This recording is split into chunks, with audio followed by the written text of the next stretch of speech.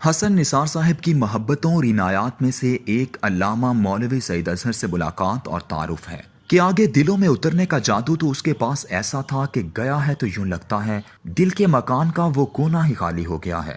بقول غالب ایسا کہاں سے لاؤں کہ تجھ سا کہیں جسے، سعید اظہر ایسا ہی تھا، اسی مصرے کے مصداق، ایسا گرم جوش کے بلا کی حرارت سینے میں چھپائے بیٹھا، اور ایسا نرم خو کہ جس سے محبت کرے اس کا نام لیتے ہی آنکھوں میں آنسو چھلک پڑیں۔ وہ جب بھی ملتا اس کا چہرہ اس کے دل کی چغلی کھاتا، اس کی آنکھوں میں ہمیشہ ایک ہلکی سی نمی رہتی جو آنسو بن کر کبھی مسکراہٹ کے وقت نکلتی یا جب وہ جذباتی لہجے میں کسی سے درد مندانہ اپیل کر رہا ہوتا۔ میری اس سے پہلی ملاقات اسی کیفیت میں ہوئی تھی۔ یہ مشرف کا وہ دور تھا جب نواز شریف پر ہائی جیکنگ کا مقدمہ چل رہا تھا۔ حسن نثار صاحب نے اپنی مخصوص ترنگ میں ایک کالم لکھ ڈالا جس کا عنوان تھا نواز شریف کے یحییٰ بختیار۔ کالم بے ضرر سا تھا مگر اس عنوان نے ایک مقدمے کی یاد یحییٰ بختیار صاحب کے ہاں زندہ کر دی۔ ذوالفقار علی بھٹو کی پھانسی کے بعد وکلاء کا ایک طبقہ ایسا تھا جو سمجھتا تھا کہ بھٹو کا کیس مہارت سے نہیں لڑا گیا اور اس کے وکلاء ہی نے بھٹو کو پھانسی کے تختے پر پہنچایا ہے۔ اس بحث کے دوران لاہور ہائی کورٹ کے سابق جسٹس شیخ شوکت علی نے ایک انٹرویو دیا کہ ذوالفقار علی بھٹو کو پھانسی کے تختے تک پہنچانے میں ان کے وکیل یحییٰ بختیار کا بہت ہاتھ ہے۔ اس انٹرویو کو جنگ اخبار نے اپنے سارے ایڈیشنوں میں شائع کیا اور شکریہ کے ساتھ ادیب جاویدانی مرحوم نے اپنے مشہور چٹپٹے رسالے مون ڈائجسٹ میں بھی شائع کر دیا۔ یحییٰ بختیار صاحب نے میر خلیل الرحمان مرحوم، جسٹس شیخ شوکت علی اور ادیب جاویدانی پر اسسٹنٹ کمشنر کوئٹہ کی عدالت میں زیر دفعہ 501، 502 تعزیرات پاکستان ہتک عزت کا مقدمہ کر دیا۔ اس دفعہ کے تحت مجرم کو جرمانہ یا تاوان نہیں ہوتا بلکہ 6 ماہ قید ہوتی ہے۔ مقدمے کے خلاف اپیلیں سپریم کورٹ تک گئیں لیکن آخر کار فیصلہ یہی ہوا کہ چونکہ یہ ایک فوجداری مقدمہ ہے اس لیے اس کی سماعت بنیادی عدالت یعنی سب ڈویژنل میجسٹریٹ کوئٹہ کے پاس ہوگی۔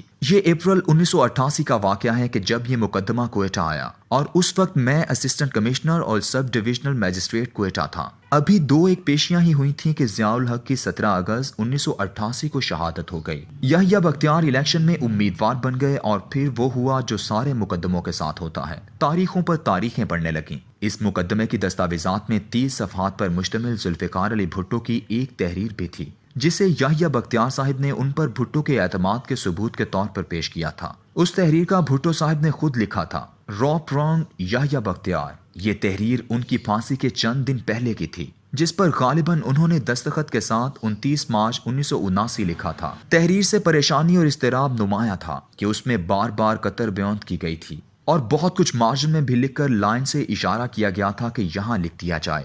یہ ایک بلا کی تحریر تھی، اسے وہاں سے حاصل کر کے یا یحییٰ بختیار کے اہل خانہ سے لے کر شائع کرنا چاہیے۔ اس مقدمے نے کوئٹہ شہر میں کئی ماہ رونق لگائے رکھی۔ جس دن تاریخ ہوتی اس دن میر خلیل الرحمان، ان کے دونوں صاحبزادے شکیل الرحمان اور جاوید الرحمان، جسٹس شیخ شوکت علی اور بیچارہ ادیب جاویدانی 2-3 دن کے لیے کوئٹہ کے اسیر ہوتے، کیونکہ کوئٹہ کے لیے تو آج بھی روزانہ فلائٹس نہیں ہیں۔ اس وقت تو حالت اور بھی پتلی تھی۔ ایسی ہی رونق دوبارہ حسن نثار کے کالم لکھنے کے بعد لگی جب یحییٰ بختیار صاحب نے ایک دم بھڑک کر میر شکیل الرحمان، مرحوم جاوید الرحمان اور حسن نثار پر ویسا ہی فوجداری مقدمہ داغ دیا۔ میں اس وقت جنگ میں کالم لکھتا تھا اور نوکری کے حساب سے نیپا کا ڈائریکٹر تھا، لیکن پرانے مقدمے کے تجربے اور یحییٰ بختیار صاحب کی مزاج شناسی کے لیے مجھ سے مشورے چلنا شروع ہو گئے۔ میر شکیل الرحمان اور میر جاوید الرحمان سرینا ہوٹل میں ٹھکانہ کرتے۔ شکیل الرحمان جیو میں منہمک رہتے کہ ابھی اسے شروع ہوئے چند ہی روز ہوئے تھے، اور میر جاوید الرحمان کمرے میں فیشن ٹی وی لگا کر اخبار جہاں میں شائع ہونے والی ماڈلز اور عالمی ماڈلز کا موازنہ کرتے رہتے۔ دونوں کے کمروں میں جا کر بیٹھنے کی اپنی اپنی لذت تھی، لیکن ان دونوں سے مختلف ایک ڈیرا اور آباد ہو جاتا تھا اور وہ تھا حسن نثار صاحب کا ڈیرا۔ اس کے ٹھکانے بدلتے رہتے اور میزبان بھی، کبھی لارڈز ہوٹل میں ان کے کمرے میں تو کبھی مشرق اخبار کے مالک ممتاز شاہ صاحب کے ہاں۔ حسن نثار صاحب میں ایک بلا کی عادت شاہانہ ہے کہ تنہا سفر کم ہی کرتے ہیں۔ کبھی کبھی امیر العظیم ان کے ساتھ کوئٹہ آتے اور کبھی کوئی اور، لیکن ایک دن حسن نثار صاحب کے ہم سفروں میں علامہ مولوی سعید اظہر بھی آ گیا۔ یوں تو وہ کوئٹہ کو حیرت سے دیکھنے آیا تھا، لیکن بقول حسن نثار یہ لاہور سے تجھے ملنے کی ٹھان کر آیا ہے اور اب اس کے وار سے تو خود ہی بچے گا۔ امریکہ افغانستان میں داخل ہو چکا تھا، طالبان کی جنگ جاری تھی، مشرف کی امریکہ نواز پالیسیز چل رہی تھیں اور میرے کالم بھی اپنی جولانی پر تھے۔ ہر 6 ماہ بعد مجھ پر ایک حکومتی انکوائری ہوتی پھر سرکار والے مجھے خبتی اور پاگل کہہ کر داخل دفتر کر دیتے۔ حسن نثار صاحب کی محفل مغرب کے آس پاس شروع ہوتی اور پھر کھانا کھانے کا خیال اس وقت آتا جب رات بھیگ چکی ہوتی۔ میرے پاس دال موٹ اور خشک میوہ جات کھانے کے سوا کوئی چارہ نہ ہوتا۔ اس محفل میں آتے ہی مولوی علامہ سعید اظہر نے دال موٹ اور خشک میوہ جات کی پلیٹیں اٹھائیں اور کہا چلو میرے ساتھ دوسرے کمرے میں۔ مدعا معلوم ناحرف مدعا۔ اس نے بات شروع امت مسلمہ کی زبوں حالی سے کی اور عام انسانوں کی بستی میں آ نکلا۔ میرے کالموں کے کئی فکرے مجھے یادداشت میں سے نکال کر سناتا رہا جیسے میں کوئی بہت کمال کر رہا ہوں۔ 3 لوگوں کو میں نے اپنی لکنت کو خوبصورتی سے استعمال کرتے دیکھا،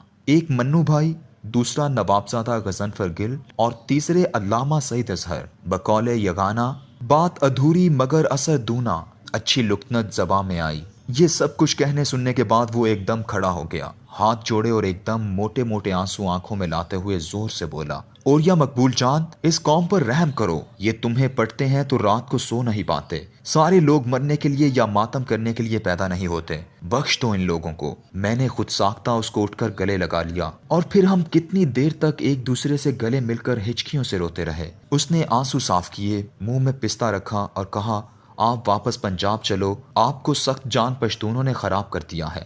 چند ماہ بعد میں پنجاب میں تھا۔ شاید یہ اس درویش کے آنسو تھے کہ مجھے اچانک پنجاب ٹرانسفر کر دیا گیا۔ میں لاہور آیا تو چند ماہ بعد کینال روڈ پر میری گاڑی روک کر موبائل اور پرس چھین لیا گیا۔ اس نے خبر پڑھی اور شامی صاحب کے اخبار میں ایسا کالم لکھا کہ جیسے اس کے دل پر کوئی بڑا سانحہ بیت چکا ہے۔ شام میرے پاس آیا، کہنے لگا مجھے موبائل اور پرس کا دکھ نہیں تھا، لیکن میں نے جب ایک لمحے کے لیے تصور کیا کہ ڈاکو تجھ پر پستول تان کر بے عزتی سے بول رہے ہیں تو میں رو پڑا، اور یا مقبول جان، میں پھوٹ پھوٹ کر رو پڑا۔ کتنا سچا اور کھرا آدمی۔ میرے ساتھ اس کا ایک اور تعلق بھی بن گیا تھا۔ یوں تو ایسا کبھی کبھار ہوتا، لیکن جب بھی ہوتا وہ تنہائی میں رسول اکرم صلی اللہ علیہ وآلہ وسلم کی یاد میں علامہ اقبال کی تو غنی ہر ازد و عالم والی ربائی سنتا، خود بھی روتا اور مجھے بھی رلاتا۔ میری نوکری اور مصروفیات نے مجھے کبھی محفل بازی کی مہلت ہی نہ دی۔